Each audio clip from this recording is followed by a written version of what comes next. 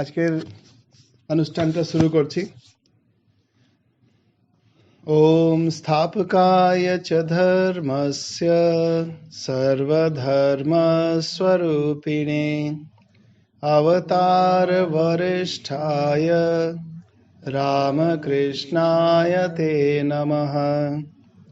জননীম শারদাম দেবীম রামকৃষ্ণম জগদ্গুরুম पादपद्मे तयो श्रित्वा प्रणमामि मुहुर्मुहुः।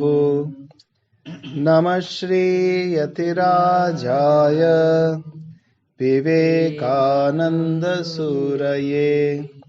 सच्चित्सुखस्वरूपाय स्वामिने तापहारिणे। ओम ঠিক আছে। এখন আমরা গীতার একটা ধ্যান মন্ত্রটি হচ্ছে সেটা পাঠ করব। গীতার ধ্যান মন্ত্রটা আমরা যখন পাঠ করি তখন আপনাদের কাছে যে ভগবদ গীতা আছে, যাদের কাছে আছে তারা খুলে দেখতে পারেন।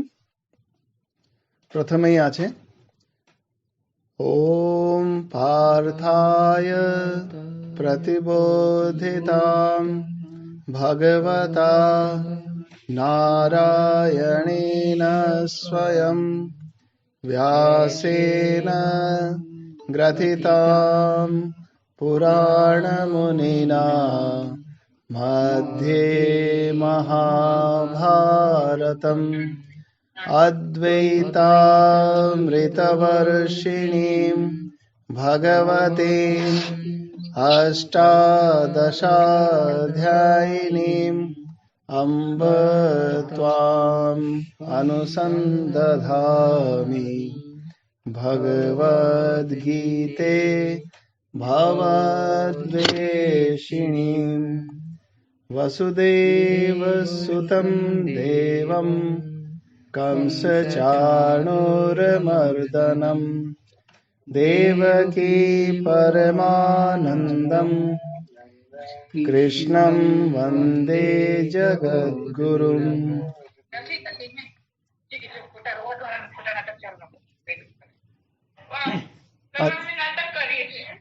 अच्छा,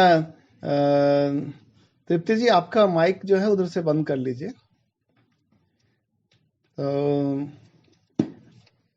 So today I welcome you all on behalf of Vivekananda Youth Club, the meetings which we are going to held on Srimad Bhagavad Gita's study. So this will be in Bengali, English and Hindi. In all these languages we are going to render. Mostly we will be speaking in Bengali because as it is working under the 24 Parganas, South 24 Parganas जिसको बोलते हैं, तो उसके under में ये Vivekananda youth club काम कर रहा है, तो हम लोग इसको बांग्ला में बात करेंगे। तृप्ति जी आपको शायद असुविधा होने से आप बीच में पूछ सकते हैं, बांग्ला को हम हिंदी में भी बोल सकते हैं। তাহলে আজকের যে এই অনুষ্ঠানটি হচ্ছে যে প্রত্যেক শনিবার শনিবার আমরা বিবেকানন্দ ইউথ ক্লাব থেকে এখানে এসে ভগবদ গীতার উপরে আমরা চর্চা করি। জগতের ভিতরে অনেক কথাবার্তা রয়েছে, সেই কাজের সূত্রেও আমরা অনেক রকম নিজের জীবনী শক্তি যেটা আছে সেটা ঊর্জা, যে ঊর্জা আমরা খাওয়া দাওয়া দিয়ে নিজের ভিতরে সংগ্রহিত করি, সেই ঊর্জাটি আমরা কথাবার্তা বলতেও অনেক খরচা করি, খেলতে খরচা করি, খেতে খরচা করি, নিজের পেটে ডাইজেস্ট করতেও খরচা করি। তো ওই ঊর্জাটিকেই আমরা এখানে একটু অনুধ্যান, ধ্যান ধর্ম যেটা সাধনা, যে কথা বলেছেন পূজনীয় ব্রহ্মানন্দজি মহারাজ, সেই রকমই শ্রীমদ্ ভগবদ গীতার ভিতরে আমরা মনোনিবেশ করার চেষ্টা করছি। আজকে যে আমরা একটা বিষয় একটা ভেবেছি যে কি রকম করে ভগবান যে আছেন শ্রীমদ্ ভগবদ গীতাতে বলছেন, সেই কথাটা আমরা কিছু কিছু স্বামীজির কথা দেখে একটু পড়বো। সেটা আমরা ইংরেজিতে পড়বো, নিশ্চয়ই তার ব্যাখ্যা করব। তারপরে আমাদের আহাদ্দা তিনি একটা কবিতা আনিয়েছেন পূজ্যপাদ স্বামী বরেশানন্দজি, তিনি লখনৌতে থাকেন, দেবু মহারাজ বলে আমরা তাকে ডাকি। তিনি এই কবিতাটি বাংলাতে লিখেছেন, সেই কবিতার পাঠ হবে। তারপরে আবার আজকে একটা ছোট একটা চর্চা করা হবে, সেটা হচ্ছে ভগবদ গীতার উপরেই আর স্বামীজিকে নিয়ে। তাহলে আমরা একটু পাঠ করি। এটা হচ্ছে, যেহেতু আমি ইংলিশে একটু ভালো করে বলতে পাই বাংলা থেকে, তাই আমি ইংলিশটা একটা বেছে নিলাম। আমরা অধ্যয়ন চিন্তন করব। যেমন হচ্ছে, স্বামী বিবেকানন্দের একটি নোটস আছে, সেটা মই 29 সন 1900, সেটা সেন্ট ফ্রান্সিসকো ক্যালিফোর্নিয়াতে স্বামীজি কোনো লেকচার দিয়েছিলেন ভগবদ গীতার উপরে। সেটা থেকে ফ্র্যাঙ্ক রডামেল তিনি কিছু নোটস বানিয়েছেন, সেটা আমার খুব ভালো লেগেছে। সেগুলো আজকে একটু পাঠ করি। বলছে, if you know everything, disturb not the childlike faith of the innocent. এটা খুব সুন্দর ভাব আছে। বলছেন, if you know everything, disturb not the childlike faith of the innocent. এটা হচ্ছে ভগবান শ্রী রামকৃষ্ণের কথা বলা যেতে পারে, যে তিনি কারো ভাবটাকে নষ্ট করতে পছন্দ করতেন না। যে ভাবটি নিয়ে আছে তাকে ওই ভাবের ভিতরেই তিনি আর ঘন করে দিতেন, আরো আনন্দপূর্ণ হওয়ার জন্য চেষ্টা করে দিতেন।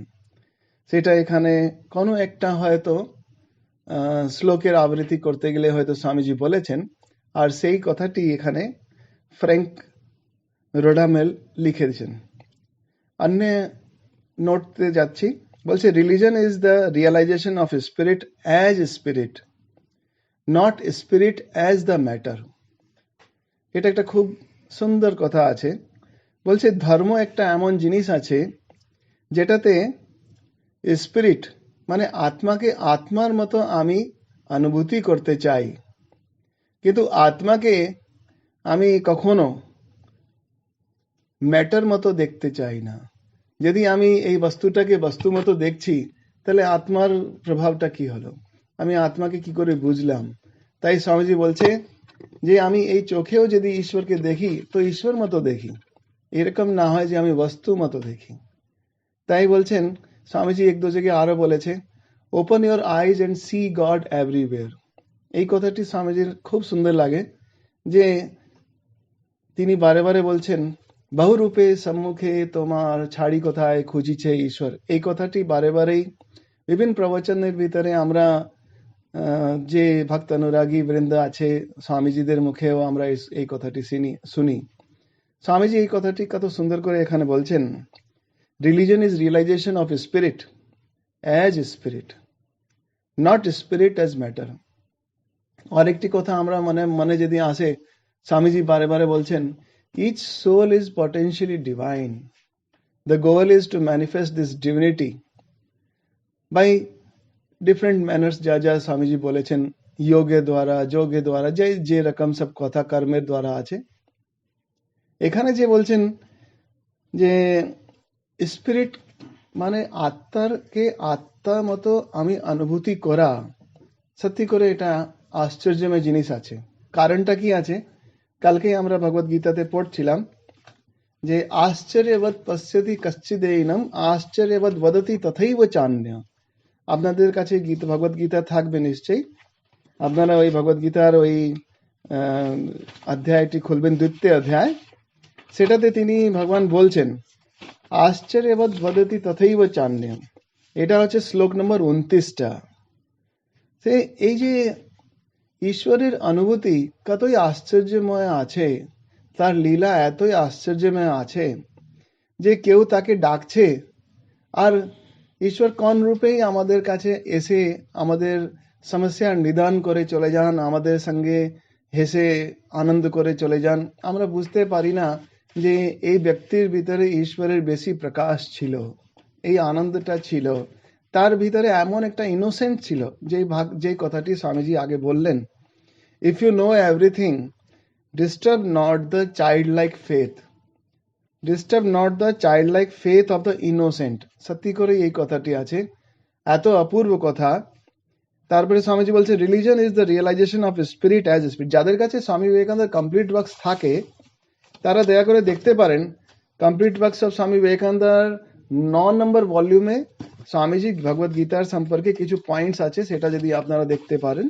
সেটাতে রেফারেন্স দিলাম, আপনি দেখবেন 9 নম্বর ভলিউমে গীতার 3rd পার্ট যেটা আছে সেটা আমরা দেখছি, যেখানে স্বামীজি এইসব কথাটি বলছেন। বলছে religion is a growth, each one must experience it himself. কত অপূর্ব একটি কথা আছে, religion is a growth, each one must experience it himself.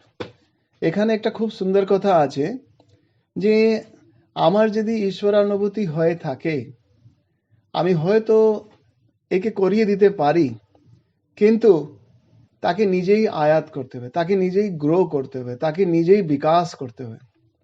তাই আমরা অনেকবারই দেখি বড় বড় মহাত্মাদের কাছে অনেকজন যায়, বলে আমাকে ওই ঈশ্বর দর্শন করিয়ে দিন, বা আমাকে এটা করান, আমাকে এটা করেছে। কিন্তু মানুষকে বুঝতে হয় সে নিজের কর্মের দায়ী নিজেই আছে। আর সে যদি কোনো এমন কর্ম করে আজকে যদি কষ্ট পাচ্ছে, তো এটা নিশ্চয়ই মানতে হবে যে আজকে যে যদি আমি ভালো কর্ম করি, ভবিষ্যতে ওর ভালো রেজাল্ট আসবে। এই ভালো রেজাল্টটা আসার যে জায়গাটা আছে সেটা হচ্ছে টু লিভ ইন টুডে। আজকের দিনে আমি ঠিকভাবে নিজেকে ব্যবস্থাপিত করি, এমন জায়গায়, এমন লোক, এমন যারা মেন্টরস আছে তাদেরকে আমি প্রভুর কাছে প্রার্থনা করে যেমন তাদেরকে চাই, যাদের থেকে আমি যেমন আমার এই সত্যটাকে যা পাওয়ার ইচ্ছা সেটা পেতে পারি। যেমন দেখা যায় শ্রী রামকৃষ্ণ দেবের অনেক ইচ্ছা ছিল যে তার কাছে তো অনেক লোক আসছে, কিন্তু তিনি বলছেন তাদের সঙ্গে এই জগতের কথাবার্তা বলে বলে এই যে গায়ে জ্বালাই হয়ে যাচ্ছে, লোকজন এই সংসারের তৃপ্তি ছাড়া আর তো কিছু চাইছেই না। তো মায়ের কাছে প্রার্থনা করছেন, তিনি দক্ষিণেশ্বরে কুটিঘাটে ছাতে উঠে প্রার্থনা করছেন, এরে তোরা কোথায় রে, যারা সত্যি করে শুদ্ধ আছে, যা সত্যি করে যে ঈশ্বরকে চায়, তাদেরকে শ্রী রামকৃষ্ণ সেখানে ডাকছেন। কাকে ডাকছেন? যারা সত্যি করে ঈশ্বরকে চায় তার জন্য ডাকছে। তাই এখানে বলা হচ্ছে রিলিজন ইজ এ গ্রোথ। এই গ্রোথটা হচ্ছে যে জগতের ভিতরে আমার ভোগের শান্তি যতক্ষণ না হয়ে থাকে, ততক্ষণ হয়তো কিছু কিছু আমি ঈশ্বরের দিকে এগোচ্ছি, কিন্তু হয়তো আবার নিচে এসে যাচ্ছি। ঠাকুর ওই কাহিনীটি বলতে নেবুলের একটি কাহিনী বলছেন যে তার লেজের ভিতরে একটা ভার দেওয়া আছে, সে ওই দেওয়ালের ওই পারে যেতে চায়, কিন্তু সে যেতে পারছে না, সে জোর করে ঝাঁপ দিচ্ছে, উকি মেরে আবার নিচে পড়ে যাচ্ছে। কেন? ভার পড়ে আছে। আমাদের লেজের পিছনে যে ভার দিয়ে দেওয়া হয়েছে, সে কি রকম ভার? কামনা বাসনার ভার। মা বলছেন একটা বাতাসা খাওয়ার ইচ্ছা থাকলেও আবার জন্মাতে হবে।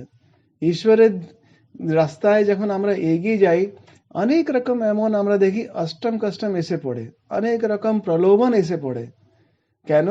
যখনই আমরা সাধনা করতে যাই, সাধনা করতে শুরু করি, তখন দেখবে যে জিনিসে প্রলোভন কিছু ছিলই না, অল্প ছিল, সেই জিনিসটাই হয়তো এত বেশি প্রলোভিত করে ফেলছে যে মানুষ যে আছে তাকে ভোগ করে বিনা উঠতে পারছে না।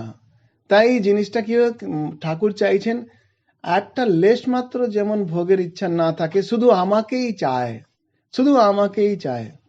এই কথাটা আমরা এখন আজকের কক্ষায় একদম একটু পরে আমরা নিয়ে আসবো, কেন তিনি বলেন যে আমাকেই চায়। আর এই শ্লোকটাই হচ্ছে সব থেকে সুন্দর শ্লোক, এই শ্রীমদ্ ভগবত গীতার সব থেকে পরম প্রিয় শ্লোক। সেই শ্লোকটার উপরেই এই ধর্মের অনুভূতি দাঁড়িয়ে আছে। এই অর্জুন যেটা চাইছে সেটা ওই শ্লোকের উপরেই আমরা পুরো ব্যবস্থিত করে দেখতে পারি ভগবত গীতা কোথায় দাঁড়িয়ে আছে। তারপরে আর একটি কথা আছে, বলছে everyone thinks my method is the best. That is so, but it is the best for you. এই কথাটি কত সুন্দর কথা আছে। স্বামী বিবেকানন্দ এই কথাটি বলছে, প্রত্যেকটা মানুষ ভাবছে যে আমি এই কাজটি করছি, এই কাজটা যে রাস্তায় যে ভাবে আমি করছি সেটা ঠিক, সত্যি করি তার জন্য এটা ঠিক। কেন? গীতা বলছে স্বভাবজ কর্ম। আমার যে স্বভাব আছে, আমার কর্মের যে রকম স্বভাব আছে, আমি সত্যি করে ওই রকমই করব, আর ওটাই হচ্ছে ধর্ম। ধর্ম যে আছে মানুষের সংস্কার, মানুষের প্রবৃত্তি, মানুষ কি রকম নিজেকে নিজত্ব ভাবে, যেটাকে বলে নিজের ক্লাসিফাইড ভাবে নিজেকে বুঝতে পারছে কি আমি একটা কিছু আছি, তো তার যেমন স্বভাব সে ওই রকমই এগোবে। আর এই মানুষটা যখন ওই রকম এগোতে যখন চেষ্টা করে, তখন মানুষটা হবে আমি যে পথে গেলাম সেই পথেই সবাইদেরই যাওয়া উচিত, কেন আমি যে পথে গেলাম সেই পথেই আমি একটা গোল, একটা লক্ষ্যটাকে অ্যাচিভ করেছি, প্রাপ্ত করেছি। যেমন হচ্ছে কোনো একটা বড় কম্পিটিশনে কেউ সাকসেস পেল, মানো কোনো আইএএস এর ভিতরে কোনো ফার্স্ট র্যাঙ্ক এসছে, কারো সেকেন্ড এসে, কারো থার্ড এসছে, যাই হোক, তো সমাচার পত্রওয়ালা আমরা দেখি রিপোর্টাররা তাদের কাছে যখন ইন্টারভিউ করে, তখন তারা বলে আমরা অমুক অমুক বই পড়লাম, আমরা এমন করলাম, আমরা এমন ঘুমোলাম, আমরা এমন টিউশনি করলাম, আমরা এমন করে করে এগোলাম। তো প্রত্যেকটা যে প্রতিযোগিতার ভিতরে প্রত্যেকটা যে প্রতিযোগী ছিল, তার নিজের অবস্থা স্থান আলাদা আলাদা ছিল, তার নিজের পড়াশোনার প্রতি যে রুচি আলাদা আলাদা ছিল, আর তারা কোন কোন ভাবে গেছে তারা নিজেকে জানিয়েছে, কিন্তু কারোই পথটা মিলছে না আর মিলবে না। তাই স্বামীজি বলছে এই পথটা যেটা তুমি চেয়ে নিয়েছো, যে পথে তুমি হাঁটছো, যে পথে তুমি নিজের মেথডটাকে, নিজের বিধিটাকে ঠিক ভেবেছো, সেটা তোমার জন্য ঠিক, কেন তুমি এটাতে হাঁটতে শুরু করে দিয়েছো। তোমার পায়ের জুতো অন্য লোকের পায়ে ঢুকবে না, এই কথাটি এখানে বলা হচ্ছে। ধর্ম জগতে এটাই আছে। ধর্ম বলতে গেলে যদি শ্রীমদ্ ভগবদ গীতা বলা যায়, পড়া যায়, ধর্ম বলতে গেলে শ্রীমদ্ ভগবদ গীতাতে কোথায় হিন্দু, মুসলিম, শিখ, ঈসাই আদি ইত্যাদি কোনো নাম লেখা হয়নি। সনাতন সত্যের কথা বলা হচ্ছে, সনাতন ধর্মের কথা বলা হচ্ছে, আর সব থেকে বড় ধর্মের কথা বলছেন তোমার কর্তব্য কর্মটাই হচ্ছে তোমার ধর্ম। বারে বারে বলা হচ্ছে তোমার কর্তব্য কর্ম তুমি করে যাও অর্জুন। আর এই কর্তব্য কর্মটাকেই বুঝাবার জন্য শ্রী রামকৃষ্ণ শ্রী অর্জুনকে কত কিছু জিনিসটা জানতে হলো। না হলে যুদ্ধ ক্ষেত্রে যখন কেউ মানুষ আসে, সেখানে গিয়ে কি যোগের কথা হবে, সেখানে গিয়ে কি ধ্যানের কথা হবে, সেখানে গিয়ে কি আমি কর্ম কি করে করব, মানে চাকরি কি করে পাবো, সেখানে কি ওই কথাটা ওখানে ডিসকাস করা যায় না। সেখানে ওই কথাটি ডিসকাস করা যায় না। সেখানে কি কথা হয়, যুদ্ধ করতে নেমেছি, তুমি খেতে নেমেছো, বাবা খেয়ে নাও। তা কিন্তু ওখানে অনেকগুলো কথা আছে। তিনি শ্রী অর্জুন যে আছে শ্রীকৃষ্ণের কাছে শিখছেন, জানছেন, কেন তার অনেক সংশয় ছিল, অনেক সংশয়। যতক্ষণ ওই সংশয়গুলো না মিটে যায়, ততক্ষণ আমি কি করে এগোতে পারবো। তাই তো হচ্ছে এই সংশয় একটা এমন জিনিস, আমরা যখন কোনো চিন্তা ভাবনা করি, আমাদের চিন্তা ভাবনার ভিতরে সংশয়গুলোর চিন্তাই বেশি থাকে। এটা করলে যদি এটা হয়ে যায়, এটা হয়ে গেলে এটা হয়ে যায়, এরকম করে করে আমরা কোনো নির্ণয়তে পৌঁছার আগে এই চাইল্ড লাইক যতক্ষণ না হয় ততক্ষণ কোনো নির্ণয়তে পৌঁছা যায় না। আমার লক্ষ্য এটা, সেটাকে চাইল্ড লাইক ভাবে আমি ধরে নিলাম, আমার লক্ষ্য ঠিকভাবে বুঝে নিলাম যে ঈশ্বর দর্শনের আমার লক্ষ্য, সেটাকে যদি ধরে নিলাম, আবার যে কোনো রকমই প্রলোভন আসুক আমাকে কেউ আটকাতে পারবে না। হয়তো ওই প্রলোভনের ভিতরে আমি হয়তো কিছুদিন ভুলে থাকলাম, কিন্তু আমাকে আটকে রাখা যাবে না। সেই কথাটি শ্রীমদ্ ভগবদ গীতা বারে বারে বলে দিচ্ছে। তোমার ধর্মটা, আমরা অনেকবার বলি তোমার ধর্মটা কি, এই যে এটাকে বলতে হয় যে আমার ধর্মটা হচ্ছে মনুষ্য ধর্ম। মনুষ্য ধর্মের কাজটা কি, মানুষ মতো হওয়া। মানুষের মতো হওয়া মানে মানুষের মতো খাওয়া দাওয়া, আহার, নিদ্রা, ভয় আর রিপ্রোডাকশন ছাড়া যে একটা জিনিস আছে, সেটা হচ্ছে নিজের আত্মতত্ত্বটাকে অনুভব করা, সেটা হচ্ছে নিজেকে ভগবত স্বরূপটাকে অনুভব করা। সেটা কখন আসবে? when you become childlike, when you become innocent. Shri Ramakrishna দেব কত ইনোসেন্ট ছিলেন। ওনাকে যদি একটু বলা হতো, নরেন বলছেন আপনি আমাদেরকে বেশি এত সব ভালোবাসা দেখান, নিশ্চয়ই আপনার মাথাটা ঘুরে গেছে, আপনার সব হয়ে গেছে, আপনার সব পাগলামি এসে গেছে। ঠাকুর বলছেন না, আমার মা আমাকে দেখাচ্ছে, এটা ওইরকম হতেই পারবে না। কি আশ্চর্য! ঠাকুর নরেনকে ভালোবাসেন, নরেনের সম্পর্কে ওর বন্ধুরা এসে শ্রী রামকৃষ্ণ দেবের কাছে নালিশ করছেন, বলছেন নরেন তো এখন এমন এমন বন্ধুদের সঙ্গে থাকে, বাজে বাজে জায়গা যায়, এই করে আর সেই করে। শ্রী রামকৃষ্ণ দেব এতই নরেনকে ভালোবাসেন, বলেন যে তোরা যতই কিছু বলো, মা আমাকে দেখিয়েছে, সে এতই শুদ্ধ আছে, এতই পবিত্র আছে, তার সম্পর্কে আমি আর কোনো কথা শুনতে চাই না। তার কাছে, শ্রী রামকৃষ্ণ দেবের কাছে হাইয়েস্ট অথরিটি হচ্ছেন মা। মা হচ্ছেন ওই নির্গুণ ব্রহ্ম, মা হচ্ছে ওই সগুণ ব্রহ্ম। তার সম্পর্কে তিনি কিছু শুনতে চাইছে না কেন? আমার মা আমাকে বলেছে। সেইভাবে ভগবত গীতাতে আমরা আর আগে এগোবো, তখন দেখবো আরো সুন্দর সুন্দর কথা। আগে একটি আর কথা আছে, এটা আমরা যা পড়ছি সেটা কমপ্লিট ওয়ার্কস অফ স্বামী বিবেকানন্দের নবম অধ্যায়, নবম ভাগ থেকে পড়ছি ইংলিশের। বলছে, তারপর বলছে, there never was a time when spirit could be identified with matter। এটা আরো একটা সাংঘাতিক কথা, যেখানে বলছে there never was a time when spirit could be identified with matter। আমরা যদি সবসময় নিজেকে এই শরীরটাই ভাবতে থাকি, আমি শরীর আছি, তো শরীরের নিশ্চয়ই বাল্যাবস্থা আছে, যৌবনা অবস্থা আছে, প্রৌঢ়া অবস্থা আছে, বৃদ্ধাবস্থা আছে, না জাতস্য হি ধ্রুব মৃত্যু, যে জন্মেছে সে একদিন মরবে, সেই কথাটি এই শরীর সঙ্গে জড়িত আছে। আমি যদি এর সঙ্গেই জড়িত থাকি, তো স্পিরিটকে আমি আর অনুভব করিতে পারবো না, আমি ওই আশ্চর্যের জিনিসটাকে পাবো না। আমি তারপরে এটা বলতে বন্ধ করে দিতে হবে যে আমি স্বামী বিবেকানন্দের সন্তান, এটা বন্ধ করে দিতে হবে। স্বামীজি বলছেন, you are the children of immortal bliss. তুমি হচ্ছ এই অমৃতের অধিকারীগণ, অমৃতের ভিতরে মানুষের মৃত্যু হয় না, তাহলে অমৃত। আমি তো মৃত নয়, আমি তো মৃত হতে পারবো না। এই ভগবত গীতার আমরা ধ্যান মন্ত্রের ভিতর দেখি যে এটা হচ্ছে অমৃতের জীবনী। এই ভগবত গীতার যদি আমরা শ্লোকটা দেখি প্রথমেই, সেটার ভিতরে প্রথমেই এই কথাটি আছে যে মানুষ এই অমৃত জীবনটা লাভ করে, তার জন্যই এই ভগবত গীতার অধ্যয়ন করে। তো এটা মেনে চলতে হবে যে প্রভুর অশেষ কৃপা আছে যে এই গ্রন্থটি আমাদের কাছে, আমাদের সামনে অধ্যয়ন করার জন্য আমরা খুলে বসে আছি। না হলে লোকজনের ঘরে এই সংস্কৃত আছে, এই আছে, সেই আছে, ছোট গুটকা করে ঘরের কোনায় রেখে দেয়, তার উপর ফুল বাতি ওর উপর পড়ে পড়ে ওর কালিটাও নষ্ট হয়ে যায়, জানাই যায় না ওর ভিতরে কি লেখা ছিল। তাই বলছে যে there never was a time when spirit could be identified with matter। কি আশ্চর্যময় একটা এমন প্যারাডক্সিক্যাল কথা আছে। আমি স্পিরিটকে যদি জানতে চাই, তো এই কথাটি আসছে, দেবম ভূতবা দেবম যজেত। দেবতার পূজা করতে গেলে তোমাকে দেবতাই হতে হবে। তোমাকে এই শরীরের ভিতরে যদি ঈশ্বরের আরাধনা या ঈশ্বরের স্বরূপটা তুমি দেখতে চাও, তোমাকে নিজেকে ঈশ্বর স্বরূপ হয়ে যেতে হবে। তো তুমি চিনি খেতে এসছো, কিন্তু চিনি একটা এমন জিনিস, সেটা প্রভুর নামই এমন যে তুমি নিজেই সেটাই হয়ে যাচ্ছ।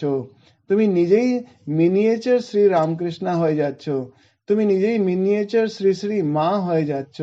কেন? ওই সময়ে তুমি তার চিন্তা করিতেছ, তখন তুমি শরীরের এই লিমিটেশন থেকে অনেক বাইরে চলে আসছো। সেই কথাটি স্বামীজি বলছেন। এখন আমরা আহ কিছু কিছু এই যে আমরা অধ্যয়ন করলাম 6-7টি পয়েন্ট স্বামী বিবেকানন্দের যে কথা ভগবত গীতার উপর ছিল। এখন আমরা আহদ্দার কাছে ওনার স্বামী বিবেকানন্দের উপরে একটা কবিতার পাঠ আমরা শুনবো। আহদ্দা আমাদেরকে পড়ে শোনাবেন। আপনারা সবাই একটু ওনাকে স্বাগত করুন, একটু তালি দিয়ে, ওনার করতাল ধ্বনি দিয়ে। যাক, বলুন। যুব সমাজের প্রতি। যুব সমাজের প্রতি স্বামীজির ছিল গভীর আশা ও ভরসা। যুবকরাই দেশের ভবিষ্যৎ, তাদের প্রতি ছিল তাই ভালোবাসা। স্বামীজির কয়েকটি কথা মন্ত্রের মতন কাজ করে যুবকদের মনে। অভি, চৈরিবেতি, মাভৈ, হতাশার কোনো স্থান নেই সেখানে। আদর্শকে ঠিকমতো আঁকড়ে ধরে চলতে হয় জীবনের পথে। সত্যের জন্য সব ত্যাগ করা যায়, কিন্তু সত্যকে ত্যাগ নয় কোনো মতে। স্বামীজির কথায় বলতে দাঁড়ান, গেলে কেটে গেছে, ভাগটা কেটে গেছে।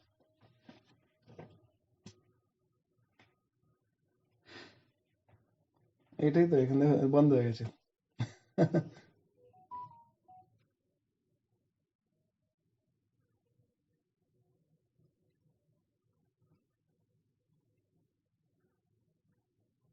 কি রে,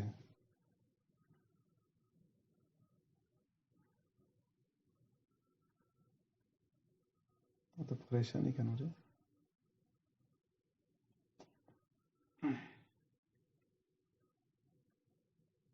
শুনবে না বলছো আপনি? হ্যাঁ, কি দেখো কত দুষ্টু আছে বলো তো। এটা তো দুষ্টামি হলো না নেটের?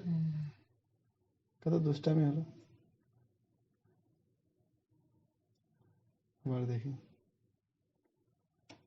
চলছে নাকি।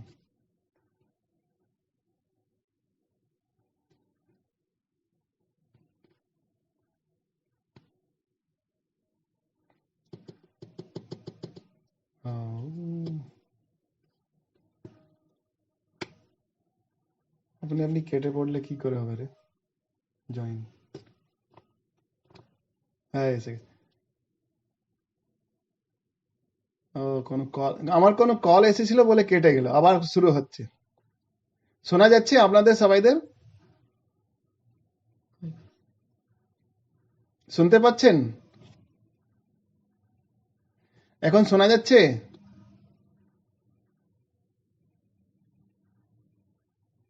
শোনা যাচ্ছে তো নাকি?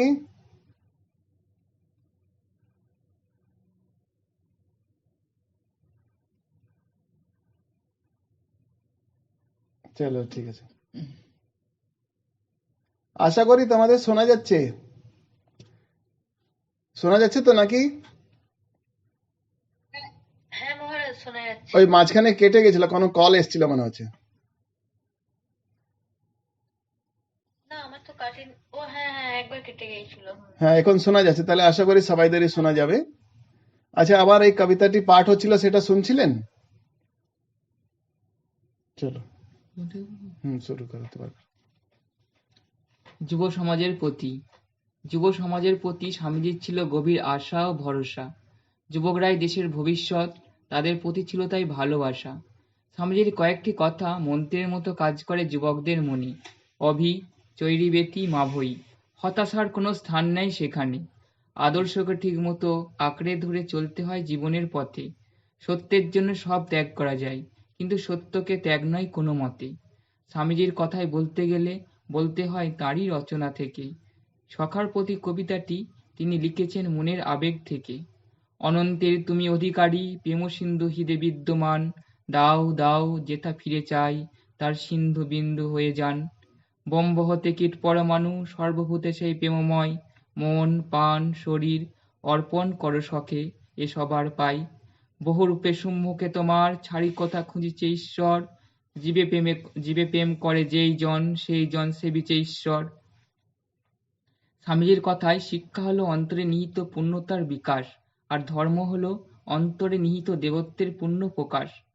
যুবকদের বলেছেন তিনি মহাবীরের আদর্শকে করতে গ্রহণ, তবেই পারবে যুবকরা এই সংসার সাগর করতে লঙ্ঘন। কোনো কিছুতেই ভয় পেলে চলবে না, এগিয়ে যেতে হবে। অপরকে সাহায্য করার জন্য সর্বদা তৈরি থাকতে হবে। শুধু কাজ করিয়া যাও, না করে কোনো ফলের আশা। ঈশ্বর জুটাবেন সব কিছু, রাখবে তাঁর উপর ভরসা।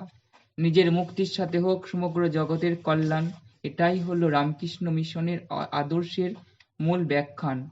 যুবকরাই দেশের করবে কাজ, সফল হবে তাদের সাধনা। সুপথে চালিত হোক যুব সমাজ, জাগুক অন্তরের চেতনা। স্বামীজির কাছে প্রার্থনা করি, করুন তিনি মোদের আশীর্বাদ। ভবিষ্যতে এই যুব সমাজই পূরণ করবে স্বামীজির সাধ। খুব সুন্দর, খুব সুন্দর, খুব ভালো একটা করলো, তার জন্য ধন্যবাদ। এখন হচ্ছে আপনারা সবাই ওখানে আছেন, আমরা শ্রীমদ্ ভগবদ গীতা থেকে একটি শ্লোক নিচ্ছি।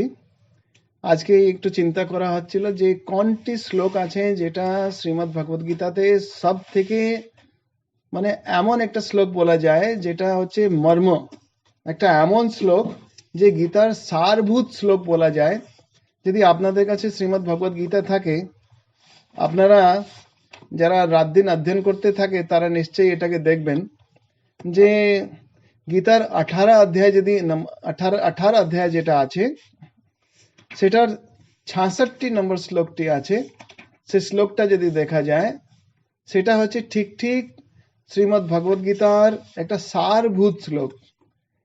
18 নম্বর অধ্যায়ের 66 নম্বর শ্লোকটি আছে, সেটাতে বলা হচ্ছে, ভগবান বলছেন যে সর্বধর্মান পরিত্যজ্য মামেকম শরণম ব্রজ अहम त्वा सर्व पापेभ्यो মোক্ষয়িষ্যামি মা শুচঃ। এই শ্লোকটি আমরা একবার আবার বলি, আপনারাও বলুন। বলো, শুরু করো।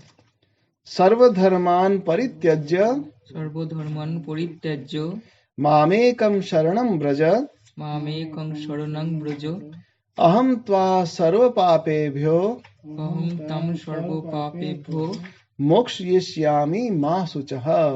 মোক্ষয়িষ্যামি মা এই শুচঃ। শ্লোকটাকে শ্রীমদ্ ভগবদ গীতার একটা মার্মিক শ্লোক বলা হয়, একটা সারভূত, যেটাতে শ্রীমদ্ ভগবদ গীতার সার চলে আসছে।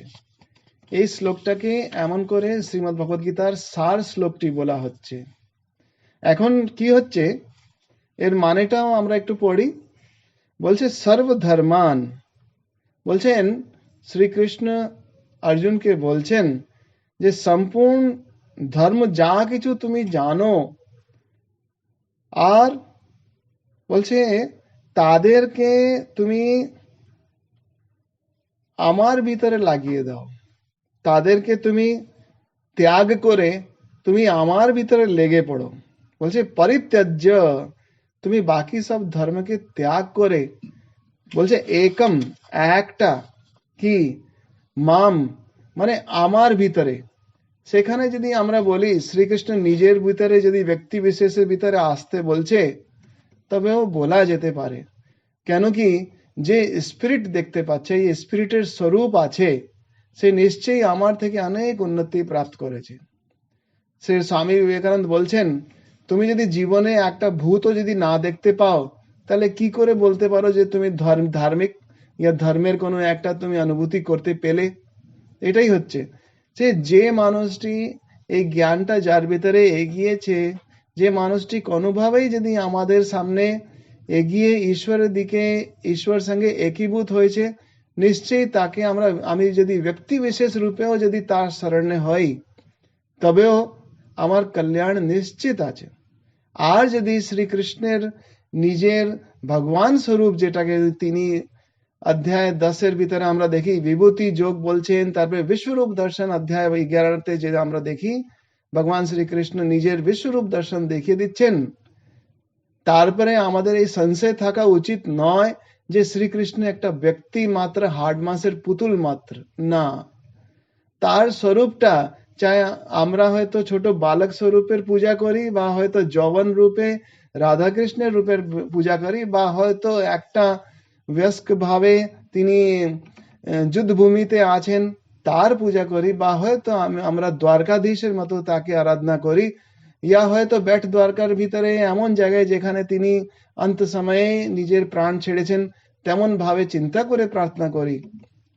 এই যে শ্রীকৃষ্ণের রূপটা এখানে দেখানো হচ্ছে, সে শ্রীকৃষ্ণের স্বরূপ নিশ্চিত ভাবেই ওই অবতার তত্ত্বের এই শ্রেষ্ঠ রূপ, যেখানে বিশ্বরূপ দর্শন অর্জুন করছে, সেই স্বরূপটাকে আমরা ঈশ্বরের রূপে ভাবতে পারি। সেটাই তিনি বলছেন যে সর্বধর্মান পরিত্যজ্য একম মাম মানে আমার, এই সর্বশক্তিমানের পরমেশ্বরকে তার শরণে, বলছে শরণম ব্রজ, ব্রজ মানে আয়, আয় আমার কাছে আয়। যখন ভগবান ডাকে আয় আমার কাছে আয়, তখন আর চিন্তা করতে লাগে না যে আমি আমার ধর্মকর্ম করেছি কি নাই। প্রভু যদি বলে দেয় আয়, আর আবার আমাদের প্রবলেমটা কোথায়? তাই এটাই হচ্ছে পূর্ণভাবে সারেন্ডার করে দেওয়া। সেই কথাটি হচ্ছে, বলছে তবে কি হবে, ঠিকভাবে যদি আমি সারেন্ডার করতে পাই, তখন অহম মানে আমি তোমায় সব পাপ থেকে তোমাকে নিস্তার করে দেব, তোমাকে মুক্ত করে দেব। তাই হে অর্জুন, মা, মা মানে নাই, সুচহ, সুচ মানে আর তোমার সোচ করতে লাগবে না, চিন্তা করতে লাগবে না।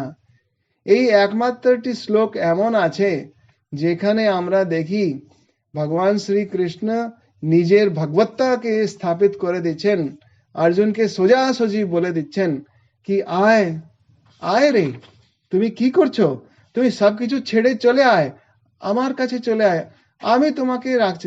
যেমন আজকাল বলা হয় मैं हूं ना, এই একটা খুব সুন্দর একটা উক্তি অনেকজনের টি শার্টে লেখা দেখতে পাই, আমি আছি তো। তো আসল কথাটা এটাই আছে, যখনই যে রকম পাপ কর্মের প্রবৃত্তি আমার মনের ভিতরে গিল্ট দিচ্ছে, দোষ দিচ্ছে, অপরাধ বোধ দিচ্ছে, তখনই মেনে নিতে হয়। তখন আমি আমার ধর্মের প্রতি আমি মুড হয়ে গেছি, আমি বুঝতে পারছি না কি করব, তাই ওই গিল্টিটা, ওই সংস্কারের ওই ভাবটা আমার কাছে এসে আমাকে অপরাধী বানিয়ে দিচ্ছে। সেখানেই শ্রীকৃষ্ণ বলছেন, ভগবান বলছেন যে আয়, তুমি আমার কাছে আয়, তুমি এসো আমার কাছে শরণ নেবে, আমার কাছে থাকিবে, তোমার আর কোনো চিন্তা করতে হবে না, আমি আছি, I am there, I am there, আমি আছি, আমি আছি। তাই শ্রীমদ্ ভগবত গীতাকে মাতা বলা হয়। মা কি বলে? বাচ্চা আমি আছি। শ্রী রামকৃষ্ণ কার কাছে যেতেন? মায়ের কাছে যেতেন। তিনি বলতেন আমার মা আছেন, তিনি বলছেন মা কালী রয়েছেন। শ্রী শ্রী মা শারদা বলেছেন যে বাচ্চা যখন কিছুই না হয়, চারিদিকে অন্ধকার হয়, when you are feeling distress, feel I am there, আমি আছি। এই যে আমি আছির ভাবটা ঈশ্বরের ভাবের ভিতরে চলে আসে, ঈশ্বরের মাতৃভাবের ভিতরে চলে আসে। তাই এই শ্রীমদ্ ভগবত গীতাকে অম্ব ত্বাম অনুসন্ধামি, ভগবত গীতে ভবদ বেশিণীম, এই যে ভবসাগরকে পার করে দেওয়ার এই যে গ্রন্থটি আছে, সেটা মাতার সমান আছে।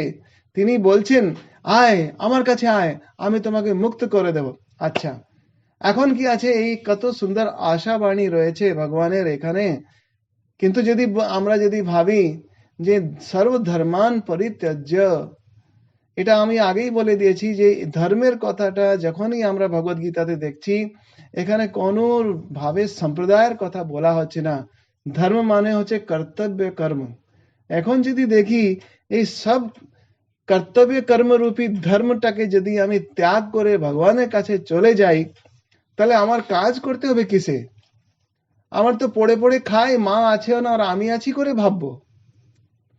কিন্তু দেখো, মা কি এমনি বসতে দেবে? মা শ্রী শ্রী মা শারদা কতবার বলেছেন এমনি থাকতে নয়, কোনো না কোনো কাজ নিয়ে থাকতে হয়, তার থেকে মাথাটা খুব ঠিক থাকে, কোনো না কোনো কাজ নিয়ে থাকতে হবে।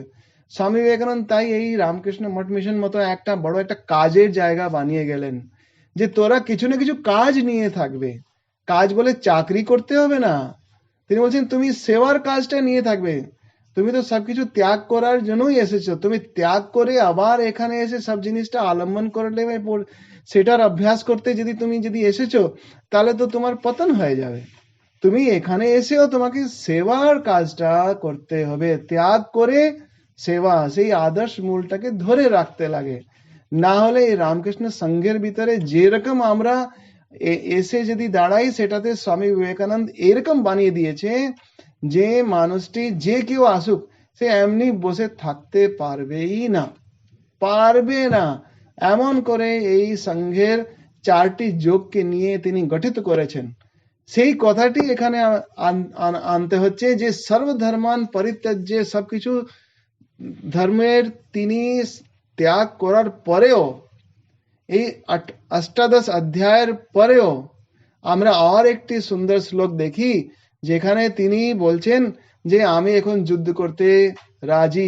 তুমি সেই রাজি, মানে যুদ্ধ করতে রাজির মানেটা হচ্ছে আমি আমার কর্তব্য কর্ম করতে রাজি। তিনি বলছেন যোদ্ধা হিসাবে আমার কর্তব্য কর্ম যা করা আছে সেটা আমি করব। কারণটা কি? যে সব ধর্মের তোমাকে সমর্পণ করে দেওয়ার পরে এই যে শরীরটা আসছে, সেটাতে শুধু কর্তব্য কর্ম থেকে যাচ্ছে, সেটাতে কোনো মোহ, কোনো আসক্তি, কোনো স্বার্থ গন্ধ এইসব কিছু থাকছে না। ঈশ্বরের সমর্পণ করে দেওয়ার পরে মাত্র এই কর্তব্য কর্মের বুদ্ধি হিসাবেই এই শরীরটা চলতে থাকে। সেই এখানে বলার পরে আমরা দেখি যে অর্জুন কাজে নেমে পড়েছে। কাজের মানেটা হচ্ছে তিনি কর্ম করিতেছেন না, তিনি ধর্মরূপী কর্ম করিতেছেন। ধর্মের অর্থাৎ কর্তব্য কর্ম করিতেছেন। এই কর্তব্য কর্মের কথা আমরা শ্রীমদ্ ভগবত গীতায় বারে বারে দেখি যে তোমার যে স্বভাবটা আছে সেটা তোমাকে জোর করে তোমাকে কর্ম করিয়ে ছাড়বে। তোমার মনে যদি আমরা 2য় 3য় অধ্যায়তে দেখি ভগবান শ্রীকৃষ্ণকে অর্জুন বলছে যে জায়সি চেত কর্মণস্তে মতা বুদ্ধির জনার্দন, আমার বুদ্ধিটা হিলে গেছে, তুমি তো কখন কর্মের কথা বলছো বাবা, কখনো তুমি জ্ঞানের কথা বলছো, আমি করিবটা কি আমি বুঝতেই পারছি না, কি কর্ম ছাড়বো কে জ্ঞান নিয়ে বসবো, তুমি তো তাহলে তো আমার তো জঙ্গলে চলে যাওয়া উচিত ছিল, তুমি আমাকে এখানে কাজে নামিয়ে দিয়েছো, এটা তো ঠিক কথা নাই, তোমার একটা নিশ্চয়ই ভেলকি, মানে যে রকম বন্ধু বন্ধুদের ঝগড়া হয় সেই রকম ওদের ঝগড়া হচ্ছে। আর তারা ধীরে ধীরে ধীরে ধীরে শ্রীকৃষ্ণ নিজের এক এক এক এক এক এক জ্ঞানের পাতাটা খুলে যাচ্ছে, বলে যাচ্ছে। আর শ্রীকৃষ্ণ দেখছেন যে অর্জুনের ভিতরে এখন এই ভাবটি এসে গেছে, তাই অষ্টাদশ অধ্যায়ের ভিতরে গিয়ে তিনি বলছেন মানুষের মোক্ষ হয়ে যায় কখন, যখন সে শরণাপন্ন হয়ে গেছে, তার আর চিন্তা করতে হবে না। তাহলে কি করতে হবে সেটা আমরা এই অষ্টাদশ অধ্যায়ের যে আমরা ভাগটি দেখি, 73 নম্বরটি একটা শ্লোক আছে, যেখানে আমরা দেখতে পাচ্ছি যে বারে বারে আমরা যখনই এটা দেখতে যাই ভগবদ্গীতার মাহাত্ম্যে এই শ্লোকের ভিতরেই আসছে। অষ্টাদশ অধ্যায়ের সব থেকে সুন্দর শ্লোকটি যেখানে অর্জুন বলতেছে, আগে আমরা যে কথাটি পড়লাম ভগবান শ্রীকৃষ্ণ বলেছেন, সেই কথাটা অষ্টাদশ অধ্যায়ের 66 নম্বর শ্লোক আছে, যেটা খুব সুন্দর শ্লোক আমরা এখন পড়লাম।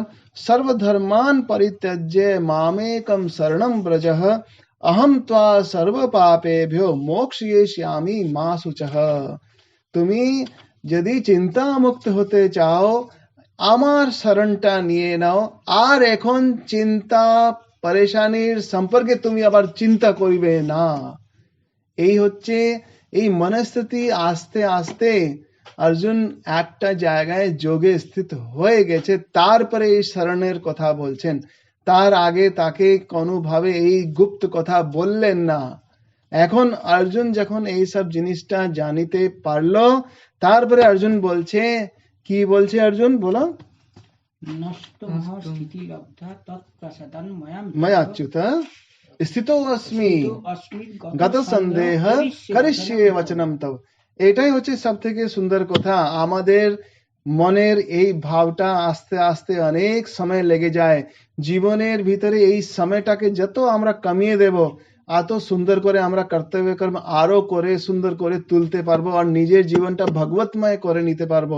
বলছে নষ্ট মোহ স্মৃতি লব্ধা ত্বৎপ্রসাদান ময়া অচ্যুত স্থিতো অস্মি গত সন্দেহ করিষ্যে বচনম তব। এই শ্লোকটার মানেটা হচ্ছে আমার, মানে আমরা এখানে যে শ্রীমদ্ ভগবত গীতার চিন্তন করিতেছি,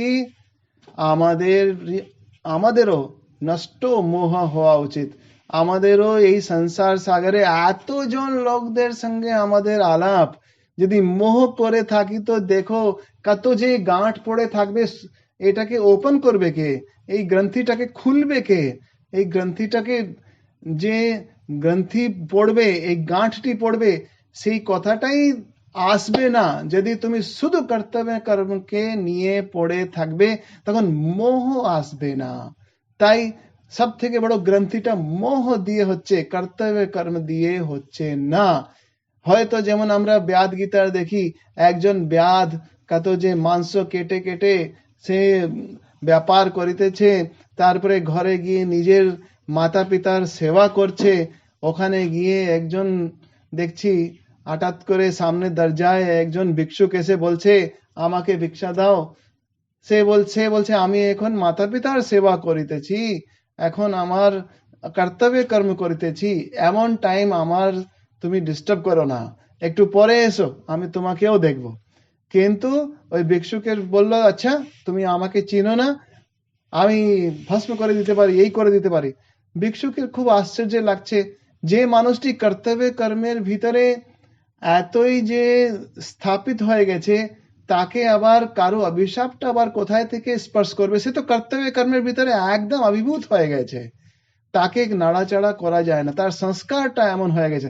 তার উপর কোনো ব্ল্যাক ম্যাজিক করা যাবে না, ভেলকিবাজি করা যাবে না। কেন? সে কর্তব্য কর্মের ভিতরেই তার সংস্কার তাকে টেনে নিয়ে চলে যাচ্ছে, তাকে কি করে যে আটকাবে? আটকানো যায় না।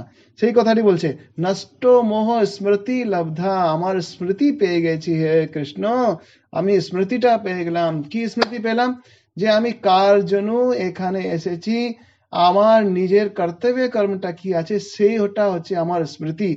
তারপর বলছে তৎপ্রসাদান মায়া অচ্যুত, তোমার কৃপায় আমি এটা পেলাম ও অচ্যুত। এখানে ভগবানকে অচ্যুত বলা হচ্ছে। অচ্যুত মানে যে কখনো ক্ষয়নি, সে কখনো চ্যুত হয়নি, নিজের পদস্থান থেকে কখনো এইদিক ওইদিক স্খলন হয়নি, কারণ তিনি নিজের কর্তব্য কর্ম করেই যাচ্ছেন।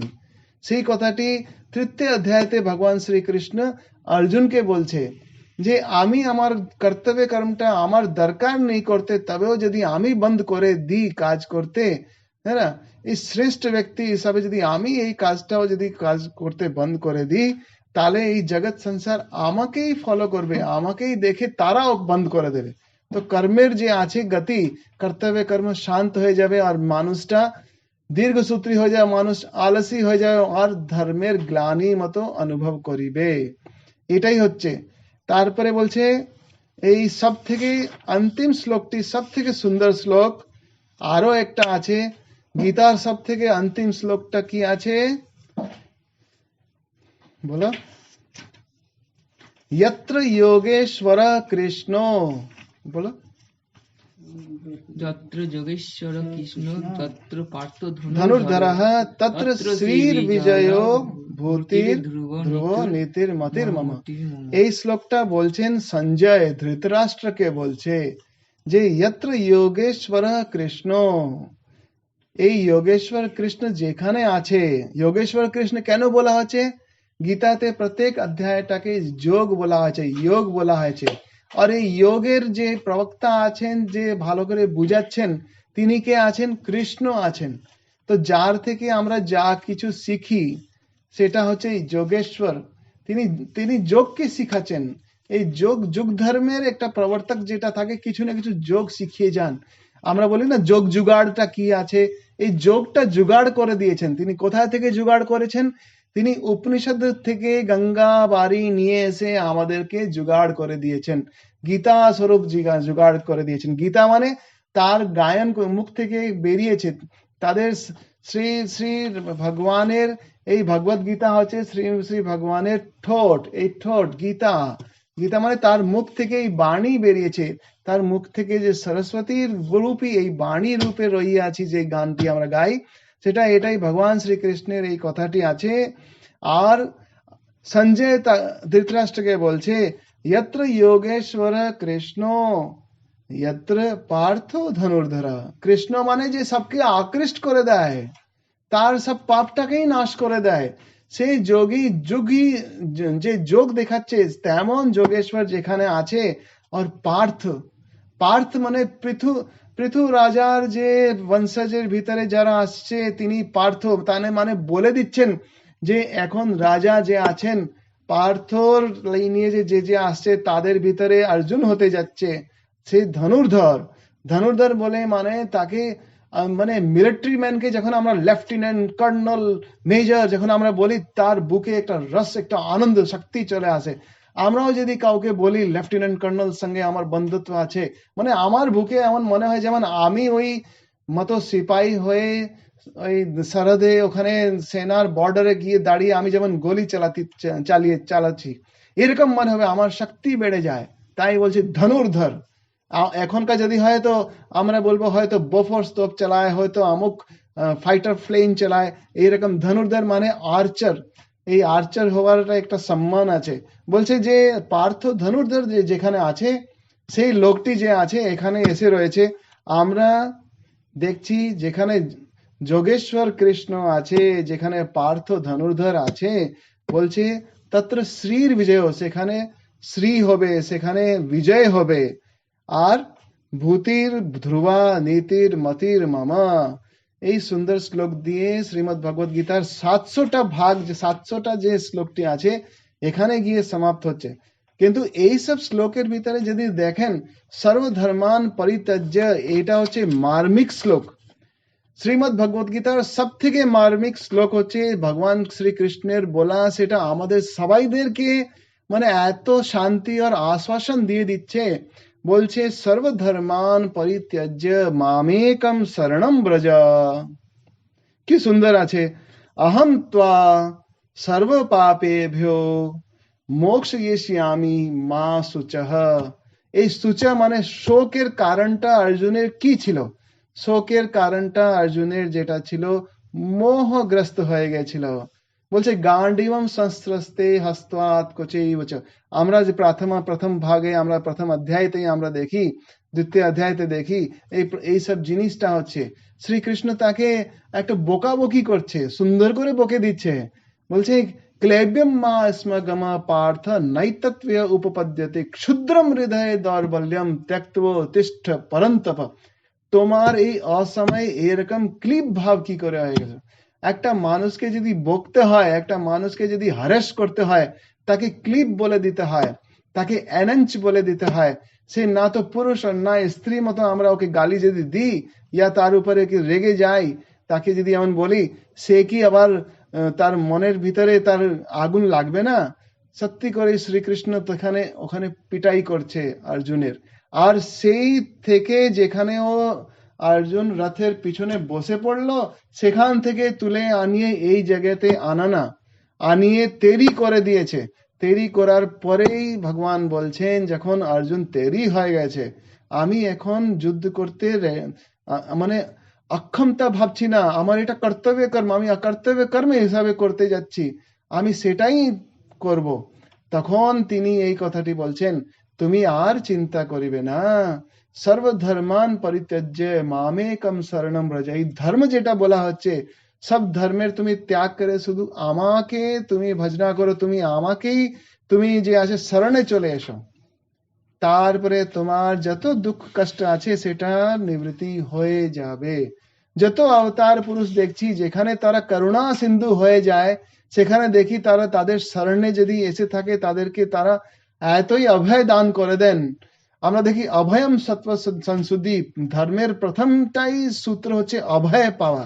আমি যদি অভয় পাই না, আমি যদি রোগ থেকে, শোক থেকে, তারপরে এই বৃদ্ধাবস্থা থেকে, এই যে আমার শরীরের মৃত্যু থেকে যদি আমি উপরান্ত না হই, যদি ওর থেকে উঠতে না পাই, তাহলে আমার লাভটা কি হলো? অর্জুনের মতো আমি তবেও মোহগ্রস্তি হয়ে থাকলাম। তিনি এই মোহটাকে কেড়ে নিচ্ছেন।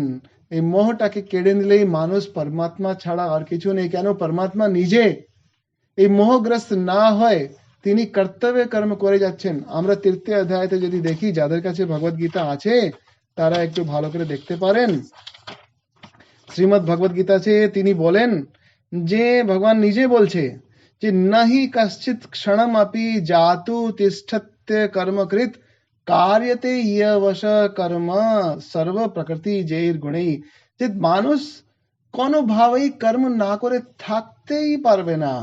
তার যে প্রকৃতি আছে, তার যে গুণ আছে, সেই গুণের ভিতরে এমন থেকে যাবে, সে আর তারপরে না কর্ম করে থাকতে পারবে না। তারপরে কথাটা আমরা যদি আরো সুন্দর করে দেখি, তৃতীয় অধ্যায়তে যে তিনি বলছেন যে নিজের সম্পর্কে তিনি বলিতেছেন যে আমার যে আছে, 26 নম্বর শ্লোক পর্যন্ত যায়, সেখানে তিনি এই ঘটনাটি বলছে, আমি যে আছি, আমিও কাজ করে বিনা থাকতে পারবো না। কারণটা কি আছে? বলছে यदि हि अहम न वर्तेयम जातु कर्मण्य तंद्रितः मम वर्तमानो वर्तन्ते मनुष्यः पार्थ सर्वसः। 23 নম্বর শ্লোকে ভগবান শ্রীকৃষ্ণ বলছেন যে আমার কাজ কেন করে থাকতে হবে? বলছে হে পার্থ, যদি কদাচিৎ আমি অসাবধান বস যদি কর্ম না করি, তো তাহলে সব থেকে বড় হানি হয়ে যাবে। কেন? মানুষ যে আছে, তারাও যে আছে, আমাকে দেখে এই মার্গটাই অনুসরণ করে নেবে। এটা হচ্ছে কর্মের সম্পাদন যে ভগবত গীতা করছে। তিনি বলছেন কর্তব্য কর্মটা তুমি বন্ধ করতে পারবে না, যেহেতু এই জীবনের যাত্রা তুমি বন্ধ করতে পারবে না। তোমাকে খাওয়া দাওয়ার জন্য জায়গা লাগবে, সবকিছু তোমাকে করতে লাগবে। তাই কর্তব্য কর্ম যদি তুমি ছেড়ে দেবে, তাহলে এই মোহ থেকে উঠতে পারবে না। আর মানুষরা আমরা দেখি, মায়েদেরকে বিশেষ দেখি, আমরা অনেকবার আমরা বারে বারে দেখি মন্দিরে আসে, ঠাকুর মা স্বামীজিকে প্রণাম করছে, এইদিক যাচ্ছে ওইদিক যাচ্ছে, আর চিন্তাটা রয়েছে অন্য রকম চিন্তা রয়েছে। এই মোহটাকে নিয়ে তারা যদি কর্তব্য কর্মে, আমার তো এটা আছে, আমার তো ওটা আছে, এইরকম, এটা তো মাত্র কর্তব্য কর্ম আছে, কিন্তু এই মোহটাকে, মোহ জাল যেটা আছে, সেটাকে যদি আমরা কোনোভাবেই যদি এটাকে অ্যাকসেপ্ট করে নিচ্ছি যে প্রভু আমি তোমার চরণে এলাম, তোমার শরণে এলাম, আমার ভিতরে যে এই মোহ মমতার যে কথাটি আছে সেটা ছেড়ে শুধু কর্তব্য কর্ম কর্তব্য বুদ্ধি দিয়ে যদি হয়, তাহলে এই যে মায়ের সন্তানের প্রতি প্রেম আর যে যে পতিব্রতা স্ত্রী নিজের পতির প্রতি প্রেম, ইয়া যেরকম করেই প্রেম হোক না কেন, সেই প্রেমটা আরো শুদ্ধ হয়ে ওঠে, আরো পবিত্র হয়ে ওঠে। কেন? আমরা দেখি যখন একজন মহিলা নিজের গোত্র বংশ ইত্যাদি সব ছেড়ে তিনি কোথায় যান, যখন অন্য পরিবারে যখন ওকে কন্যা দান করে দেওয়া হয়, তখন ওই পরিবারের গোত্রটা ওই কন্যা নিজে গ্রহণ করছে। তিনি নিজের স্বামী যে থাকে তার পরিবারের লোককে নিজের পরিবার মেনে নিচ্ছে, যে এই আমার স্বামীর সব যারা আছে তারা আমার। এটা কি আশ্চর্যময় একটা আমরা উদাহরণ দেখতে পাচ্ছি যে এইরকমই ভক্তকে হতে হয়, যে আমরা সবকিছুই এটা মেনে নিছি, যা কিছুই আসছে যে কেউ আসছে সেটা আমি বলে নেই, সেটা ভগবানের পাঠানো, সেটা ভগবানের আছে।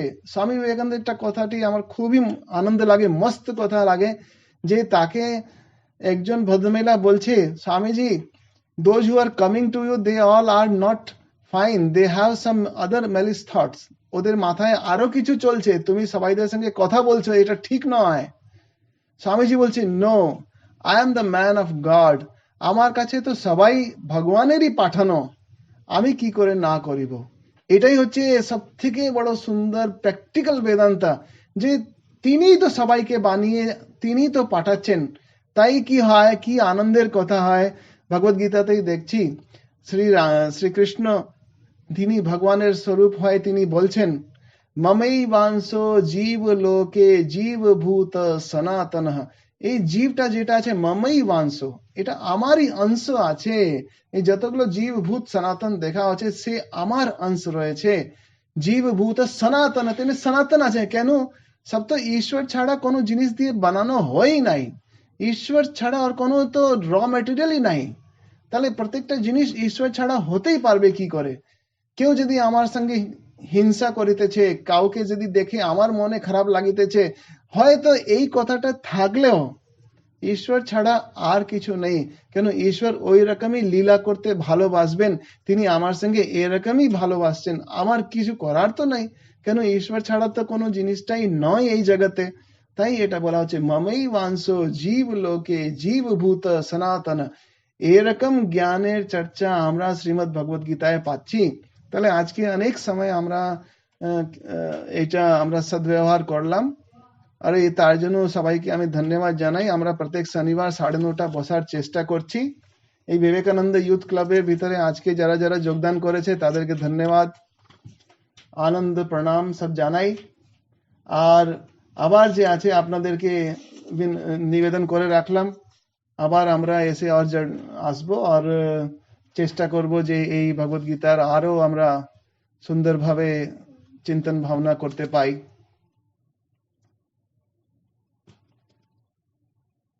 দেখো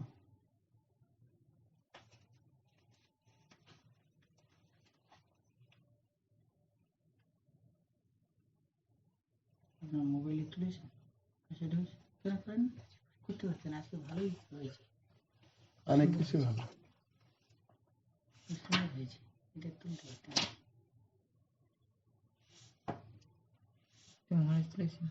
তুলেছেন দেখো, লাইনটা কেটে গেল। হ্যাঁ লাইনটা এরকমই আছে। মাঝখানে কেউ মানে হয়তো কল মেরেছে, যাই হোক, এই তো এসে গেছে। মাঝে মাঝে যায় আসে, টাওয়ারটা কমজোর হয়ে গেলে এরকম হয়।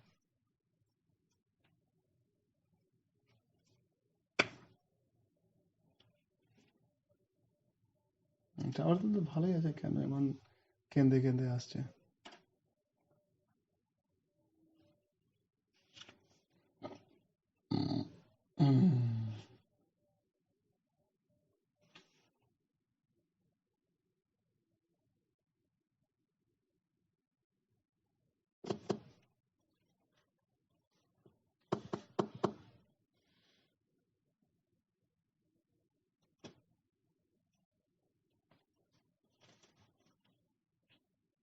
এক দুজন থাকবে নিশ্চয়ই, না? লাস্ট টাইম দেখলাম তো এসছে, তাহলে তো হবেই না। চলছে দেখো, তাই কেটে যাচ্ছে। যখনই টাওয়ার থাকে না, নেটওয়ার্ক থাকছে না হলে তখনই একটু কেটে যাচ্ছে, হ্যাঁ, দেখ, হয়ে লক্ষ্য যাচ্ছে, করেছি। কেটে যাচ্ছে। আমাদের এখন লাস্ট স্টেজে চলে এসছে না? মধ্যটা দিতে হয়।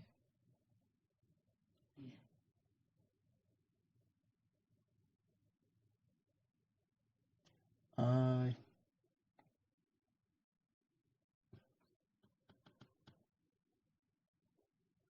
আছে না? না এখন তো নেই।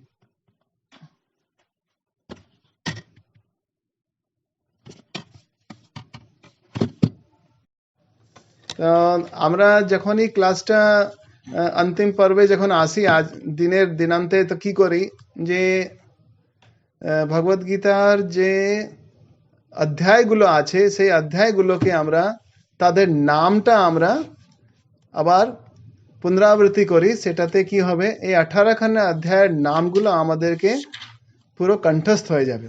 তাহলে আমি আহদ্দাকে প্রথমে অনুরোধ করব, অনিমেষ তুমিও দেখবে, গৌতম দা আছে, তারপরে এইদিকে রাহুল দা আছে, উপমিতা আছে। আপনারা এই শ্রীমদ্ ভগবদ গীতার 18টা অধ্যায় যেটা আছে সেটার আমরা নামগুলোকে কণ্ঠস্থ করার চেষ্টা করব। তারপরে কণ্ঠস্থ না করলে হৃদয়স্থ কি করে হবে, আগে জানতে হবে যোগগুলো কি। যত্র যোগেশ্বর কৃষ্ণ, কৃষ্ণকে যে যোগেশ্বর বলা হচ্ছে, কি কি যোগ বলেছে তিনি, সেই যোগগুলোর জুগাড়টা কি করে দিলেন। যে আমরা বলি না যে পূজার ভিতরে তন্ত্র ধারক থাকে, জুগাড়ি থাকে, তো এই যে জুগাড়ির কাজটা তিনি যে করে দিলেন, পূজাটা তো করতে গেল অর্জুন, সেই তন্ত্রধারকের কাজ, জুগাড়ির কাজ যে শ্রীকৃষ্ণ করলেন, সেটা আমরা দেখি যে কোন কোন যোগটি আছে যে ভগবান শ্রীকৃষ্ণ ভগবদ গীতাতে আমাদেরকে জানিয়েছেন। আমি আহদ্দাকে বলি, না দেখে যদি বলে তাহলে তো তাকে আমরা তালি দেব ভালো করে, করতল তালিতে।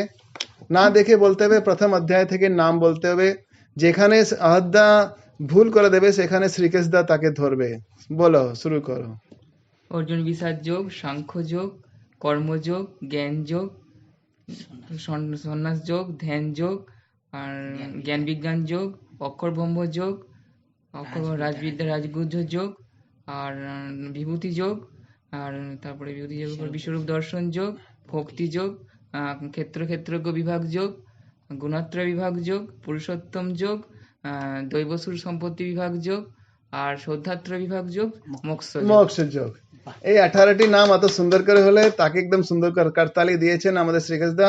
আমিও তাকে ধন্যবাদ জানাই যে অনেকদিন থেকে আমরা শ্রীমদ্ ভগবদ গীতার পাঠ করছি। হয়তো আমাদের জীবনে আরো অনেক শিখে শিখে ভগবদ গীতা আমাদের হৃদয়স্থ হয়ে আমাদের জীবনে আসবে, কিন্তু কিছু কণ্ঠস্থ না হলে আমরা চিন্তা করিব কি করে। আমাদের শাস্ত্র বলছে শ্রবণম মননম নিধিধ্যাসনম। আমাদের শাস্ত্র আমাদেরকে অমৃতের অধিকারী বানিয়ে দিচ্ছেন, কিন্তু সেটা যদি আমরা শুনতেই পাবো না, শ্রবণ করতে পারবো না, মনন করব না, তো আমাদের জীবনটা কি করে এত সুন্দর করে গড়ে তুলবে। তাই প্রতিদিন যতটা পারা যায় শ্রীমদ্ ভগবদ গীতা বা শ্রী রামকৃষ্ণ কথামৃত, আমাদের যে শ্রী রামকৃষ্ণ অনুরাগী ভক্ত আছে তাদের বেশি বই পড়তে লাগে না, কিন্তু তবেও ভগবানকে জানতে গেলে, চিনতে গেলে তার কথা তো নিশ্চয়ই পড়তে হবে, না হলে আমাদের জীবনের ওই অমৃতের ধারা আসবে কি করে, না? ভগবান আমাদের গুরুজন আমাদের হৃদয়ের ভিতরে একটা বীজ দিয়ে দিয়েছেন, ভগবানের নিজের নাম দিয়ে দিয়েছেন, কিন্তু রাত দিন যদি আমরা ওর ভিতরে ভক্তি বাড়ি বৃষ্টি না করি, তার ভিতরে যদি আমরা তার কথার জ্ঞানের অমৃতরা যদি সিঞ্চন না করি, তাহলে ওই যে বীজ দিয়ে যে ফল হবে, বীজ দিয়ে যে বৃক্ষ হবে, ফল হবে, সেটাও শুকনো শুকনোই হবে, সেটা না পচা পচা হবে। তাই ওই পচা পচা ফল না খাই, আমরা আনন্দ, ভক্তি ভক্তি জ্ঞান বৈরাগ্য বিবেকের যে ফলটা আছে সে অনেক সুমধুর ফল আছে। কেন? তার থেকে মোহ মায়ার ত্যাগ হয়ে যায়। গীতা বলছে ত্যাগাৎ শান্তি অনন্তরম। এই ত্যাগ হয়ে গিয়ে আমি শান্তির অধিকারী হব। যদি আমি শান্তি যদি নাই পেলাম, ঈশ্বর পেলাম কি না জানি না, এই জীবিত অবস্থায় যদি শান্তি পেলাম না, তাহলে লাভটা কি হলো? আমার জীবনটা তো এমনিই চলে গেল। নরেন্দ্রনাথ বলছে ভগবান শ্রী রামকৃষ্ণ দেবকে, আমি এই ঈশ্বর ফিশ্বর জানি না, আমার শান্তি হলেই হলো, আমি শান্তি চাই, আমি শান্তি চাই। এ কি আশ্চর্যময় ব্যাপার! নরেন্দ্র বলছে আমি শান্তি চাই, আর শ্রী রামকৃষ্ণ দেবের কাছে বলছেন যিনি সবকিছু দেওয়ার জন্যই মাকে ডাক দিচ্ছেন, মা শুদ্ধচিত ভক্তরা তাদেরকে ডাকো, তাদের সঙ্গে কথা বলবো, আমার মন প্রাণের প্যাসটা বুঝিয়ে নেব। আপনারাও দেখবেন, যখন দেখেন অনেকজন লোক এসেছে, অনেক লোকের সঙ্গে আলাপ করতে হয়, সংসারের ভিতরে থাকতে এই যে আমরা কম্প্রোমাইজ করতে থাকি, তার ভিতরে অনেক শক্তি ক্ষয় হয়। কি রকম? যে রকম যারা লোকজন আমাদের লাইক মাইন্ডেড না থাকে, যারা ঈশ্বরের ভিতরে ভক্তি না থাকে, তারা সবসময় ভোগ বিলাসের কথাটাই তাদের মনের ভিতরে থাকে, তখন মনের ভিতর হয় কি করে যে ওদের থেকে ছাড় পাবো, কেমন করে আমি নিজের একটা যে আমার আভামণ্ডলের ভিতরে ঈশ্বরের ভক্তি সঞ্চার করেছি আর ওনার কৃপা পেয়েছি, সেটা কি করে রক্ষা করব। তখন একটু বলে দেবেন যে এসো একটু শ্রী রামকৃষ্ণ কথামৃত পড়ি, বা হয়তো একটু কোনো ঠাকুরের কথা ছেড়ে দেবেন, বা হয়তো ভগবত গীতার কোনো কথা বলবেন, তখন দেখবেন সেই লোকটি বলবে, বিরক্ত হয়ে যাবে, থাক থাক থাক, ওইসব হবে না, ওইসব আমি আসছি, আমি যাচ্ছি, আমার অনেক কাজ আছে, তোমার এইসব লেকচার শোনার জায়গা নেই, বা হয়তো তোমার কাছে আসবেই না। তাই এরকম হয় যে তুমি তোমার জায়গাগুলো পেয়ে যাবে, কেমন করে নিজেকে বাঁচাবার জায়গা পেয়ে যাবে, না হলে প্রাণ বাঁচাবার জায়গা থাকে না। শ্রী রামকৃষ্ণ দেবের নিজের এই অবস্থা হয়ে গেছিল, তিনি কষ্ট পাচ্ছিলেন, মা শুদ্ধচিত ভক্তরা কোথায় আছে, তাদেরকে তুমি আনাও। তিনি প্রার্থনা করেন, তিনি কুটিঘাতে গিয়ে কাঁদতে শুরু করেন। তাই আমরা যে এখানে এসেছি, ভগবান নামে কৃপা করার চেষ্টা যে পাচ্ছি, সেটা দশম অধ্যায়তে আমরা যদি পড়ি, এখানে তিনি বলেন যে নিজের মতো লোকগুলো আমি জোগাড় করে দিই, তাদের সঙ্গে তার মতো ভাবনা চিন্তা যেটা আছে আমি করিয়ে দিচ্ছি, আর তাদেরকে দদামি তম বুদ্ধি যোগম, আমি বুদ্ধি যোগ প্রদান করি, যেটাতে তারা আমাকে পাবে, তারা আমার ভিতরে শরণ পাবে। যাক, আজকের এই সভাটা আজকের এখানে বিসর্জন দিই। আমরা শ্রীমদ্ ভগবদ গীতার প্রণাম মন্ত্র বলে এই মিটিংটাকে লিভ করব। ওম মুকম করোতি বাচালম পঙ্গুম লঙ্ঘয়